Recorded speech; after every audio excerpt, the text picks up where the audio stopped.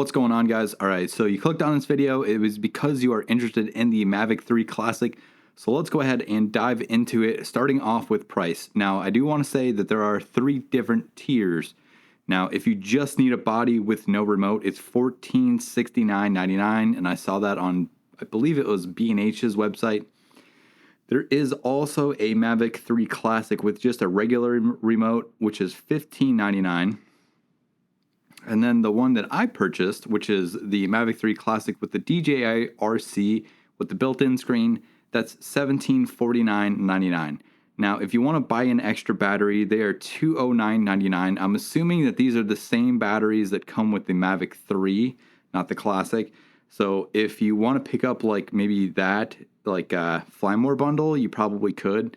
I think if I remember correctly, you can get like 2 batteries plus like a charger and a case. It's like $600 or some shit like that. So take that into consideration if you're looking to get the most out of this drone. But I think the flight time on this is pretty spectacular. So we'll go ahead and jump into that here in a little bit. Now, as far as charging time goes, so I did charge this from 10% all the way up to 100%. And you're looking at around an hour and 20 minutes of charging time. I used the included charger cable that came with the Mavic 3.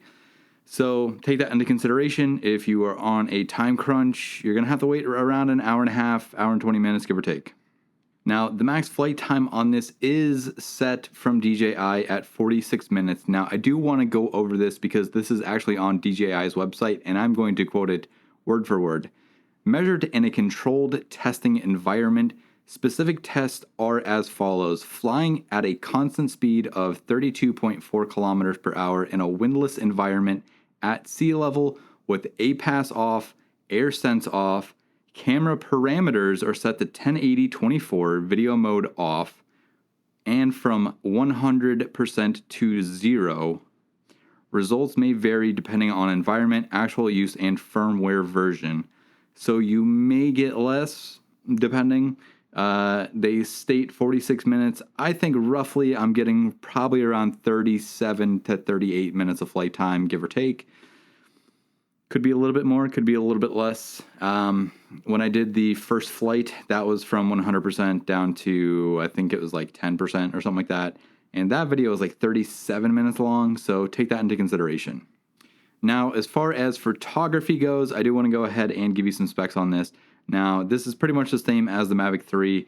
The Mavic 3 Classic has a 4/3 inch CMOS sensor. It is a 20 megapixel sensor at a 24mm 84 degree field of view with an aperture of f2.8 to f11. The shutter speed, which is an electronic shutter, I did mess that up on my first flight video. This is from 8 seconds all the way down to 1/8,000th of a second. For photography, the ISO ranges from 100 to 6400. You get single shot, bracket / AEB, which is either 3 or 5 brackets, burst mode, which is 3, 5, or 7. Time shots go from 2 seconds all the way up to 60 seconds. So basically it's 2, 3, 5, 7, 10, 15, 20, 30, and 60. If you enjoy shooting panoramics, they do still have those on here. I actually, if I remember correctly, when I had the Mavic 2 Pro, I believe the panos were under the like photography or like the photo emblem on the app. I think that they changed it. I could be wrong, but I do remember those being under the photo thing. Anyways, so for panos, you get sphere, you get a 180 degree field of view or a 180 degree pano, a wide pano, and a vertical pano. If you're into hyperlapses, you get free, you get circle, you get course lock, and you get waypoint. The hyperlapses are pretty dope on this, and there is a little bit of wiggle room for manipulating those, but honestly, straight out of camera, they look pretty awesome. All right, now jumping into like the video settings on this. So your max bitrate is H.264 or H.265, and it reads or writes at 200 megabits per second. You get 5.1K from 24 to 50 frames per second. So 24, 25, 30, 48, 50. It's pretty much all the same besides 60 frames a second for, you get C4K, which I'm thinking is cinematic 4K. I could be wrong, but that's 24, 25, 30, 48, 50, and 60. 4K, same thing, 24, 25, 30, 48, 50, 60. 1080p, 24, 25, 30, 48, 50, and 60. There is slow motion, so all you have to do really is jump into the menu. You got to go to slow motion. It is basically on the portion where you would select either photo, video, hyperlapse, all that stuff.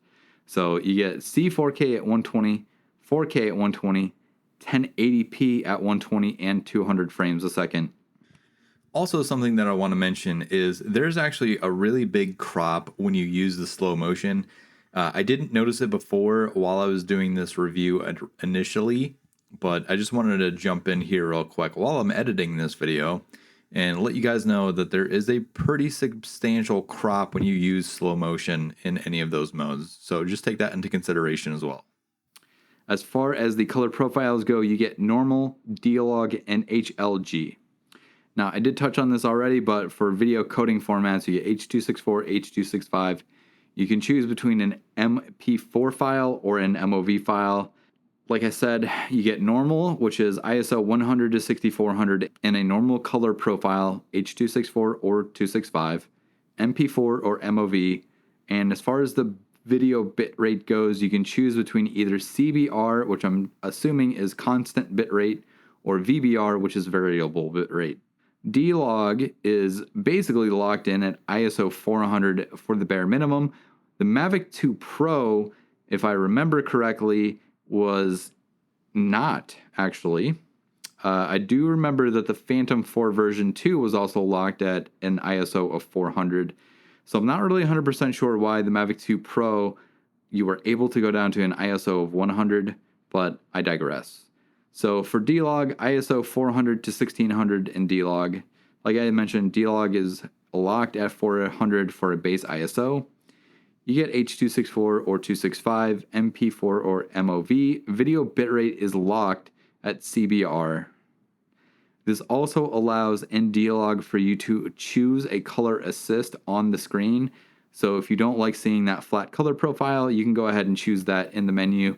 And this way you can get a little bit better of a sense of how you're flying. HLG is ISO 100 to 1600. Same thing is you get an H.265, MP4 or MOV, and the video bitrate is locked to CBR. So video night mode is locked in at 800 to 12,800, and you can only choose a normal color profile. It's 4K 30 with a normal color profile. You can choose between H.264 or 265. You can choose between MP4 or MOV. The video bitrate, you can choose between either CBR or VBR. Now, I have shot some of this. The video is good, but there isn't much wiggle room for lifting the shadows or editing heavily. So take that into consideration. If you want, you could probably shoot in C-Log and get away with probably pushing and pulling the highlights and shadows a little bit more, but that's entirely up to you. Just go ahead and make sure that you choose wisely for whatever you're using that for. Now, I do want to jump into some stuff in the menu system, so I want to go ahead and talk about the obstacle avoidance on this. So there are three options. There's bypass, there's brake, or there's off entirely. Bypass option, you can choose normal or nifty, and this is in the app, so I want to go ahead and read this to you guys. Nifty. With nifty bypassing enabled, aircraft avoids obstacles with more subtle altitude changes and flies more smoothly, but it is of increased collision risk. Fly with caution. That is from DJI. Now, I was trying to find active track, and apparently they switched it to subject scanning. And this needs to be enabled in the menu system, which it will only work in a normal photo and normal video. But the cool thing with the subject scanning is it'll actually tell you what you're looking at. Now, while I wasn't able to track a moving subject on the go, if you say maybe are planning to track maybe a car or a human, it will basically give you a little emblem on the screen, which will show you either a car or a person or something like that. So I think that's pretty neat. I would assume if you're using this as sort of a filmmaker's tool, that would probably be really good, especially if you plan on shooting video and you really need a very accurate subject tracking. So take that into consideration. I do also want to mention that updating the home point. So this is a little bit different than the previous Mavic generation. Like on my Mavic 2 Pro, before I was able to take off, I could go into the menu and I could update the home point again before taking off. The Mavic 3 Classic now has the option to update the home point, but only after it takes off. This is the same thing with the DJI Mavic Mini SE that I reviewed a little while back. So I don't necessarily think that I'm a huge fan of the way that this is, because while when I lock satellites on the Mavic 3 Classic, I do like to go into the menu and choose the home point again, just to make sure that I am absolutely 100% locked in case of an emergency. When it takes off, like, yes, it still updates the home point, but I kind of like to do it while it's still on the ground. That's just a personal opinion of mine, or a personal take, so take it with a grain of salt. I do want to talk about DJI AirSense on this real quick. So DJI Fly will notify users of manned aircraft in nearby airspace. There are 3 options on the map screen. So if you are on the home screen or while you're about to take off, if you tap on the bottom left-hand corner of your phone or tablet or whatever you use to fly with and go into the map, you can also bring up the little icon system on the right-hand side. It will show you an airplane.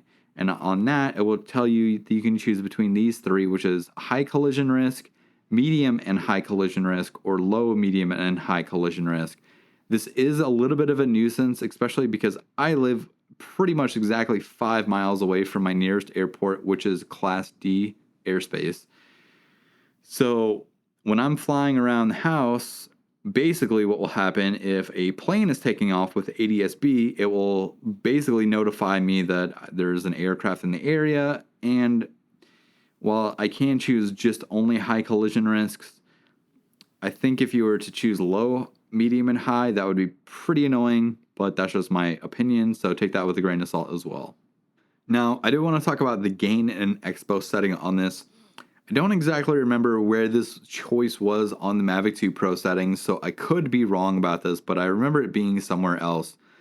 But if you are like me and you like to have a slower gimbal pitch speed, you have to go into the gain and expo setting. But this is also where you will choose the max speed for like your cine mode, your normal mode, and your sport flight mode, as well as the ascension and descension speed. So if you want to go up faster or down slower, or down faster and up slower, you can choose all that in the gain and expo. I like to choose my gimbal speed to be kind of slow, around the 5 or 6, depending. That might not be a huge, maybe not a lot of people like to go that slow, but I like to have those real cinematic pan ups and pan downs. It takes a little bit longer, but I like the way that it looks. So that's where you choose that option, if anybody was wondering.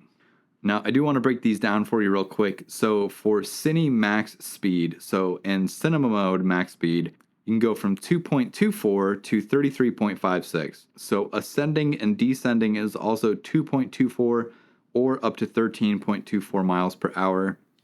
For normal max speed, horizon is 2.24 miles per hour up to 33.56 miles per hour. Ascension and descension is 2.24 to 13.42 miles per hour. In sport max speeds, horizon is 2.24 to 48.98 miles per hour. Ascension is 2.24 to 17.9 miles per hour. And descension is 2.24 to 13.42 miles per hour. So, depending on how you like to fly, you can change all that shit in the gain and expo setting. Now, if you haven't purchased one of these already, the DJI RC with the built-in screen standalone price is $309. I highly recommend anybody who flies drones to pick this up. I know $309 sometimes is a lot of money for some people, but trust me when I say this, it is 10 times brighter than your cell phone will ever be, and it also has the ability to screen record, screenshot. It also has built-in Wi-Fi, Bluetooth, along with airplane mode, mute, and mobile data. Not really 100% sure exactly where you would put in a mobile data SIM card, but there is also that option. Maybe possibly if you tether a phone to the remote, you might be able to just kind of hotspot it like that. So I'm not really 100% sure, but there's all those built-in options. Now, if you're wondering what the DJI RC is compatible with, it is compatible with the DJI Mini 3 Pro, It is compatible with the DJI Mavic Classic 3, the Mavic 3, the Mavic 3 Cine, and the Air 2S. Just so you know, if anybody was interested in buying this for maybe like their older drone, like an Air 2 or a Mavic 2 Pro, probably not going to work. You're probably going to have to go with the DJI RC Pro. Just take that into consideration. The screen resolution on this is basically 1080. It is 5.5 inches, and it has a frame rate of 60 frames per second. The brightness is 700 nits, and there are also some custom button functions on here. So custom buttons C1 and C2 can be set to multiple things. So I just want to kind of run through these real quick, and then we're going to jump into my thoughts on the Mavic 3 Classic. So for controller settings, you can center the gimbal, you can tilt it up and down with one button, you can follow/FPV the way that the gimbal moves, you can turn on the auxiliary lighting, and you can also set to cruise control. So cruise control is basically like a cruise control in a car. Basically what you do is you enable that, you push the stick forward, and then you hit the button to enable it, and it will fly in a path similar to like a waypoint would be, but this way, if you don't want to have to set up waypoints and maybe you just want to kind of like do like a little cruise control sunset, you can go ahead and do that. Basically, you just enable it, push the stick forward, and let it go. As far as camera settings go for the C1 and C2 buttons, you can also choose AE lock on and off, increase the EV, decrease the EV, and you can also open up the camera settings. Now, the right dial wheel will allow you to do these things if you set it to. You can zoom in or out, which is basically what I have it set to, which comes from the factory. Adjust the focal length, so rather than zooming in and zooming out, it'll basically kind of crop in at 1, 2, and 3x. Adjust the EV and adjust the aperture. Now, with the C1 or the C2 button, plus the right dial wheel, so if you hold the C1 button and the right dial wheel like this, you can do these things, which is basically like a third option to how you can set up this controller. You can zoom in and zoom out, adjust focal length, adjust EV, adjust aperture, shutter speed, and ISO. That's pretty much everything that I want to go through on the Mavic 3 Classic. Now, I want to say this about the M3C or the Mavic 3 Classic from somebody that came from a Mavic 2 Pro. I also had recorded a video about whether I would choose the Mavic 3 Classic or like the Mavic 2 Pro, depending on like if you had the budget, you know, if what you were doing with it, if you really just kind of didn't want to buy something that was the latest, maybe you didn't have an extra, you know, $1,600 or whatever laying around, but you found a Mavic 2 Pro used on like Facebook Marketplace or eBay or Gear Focus, wherever you shop.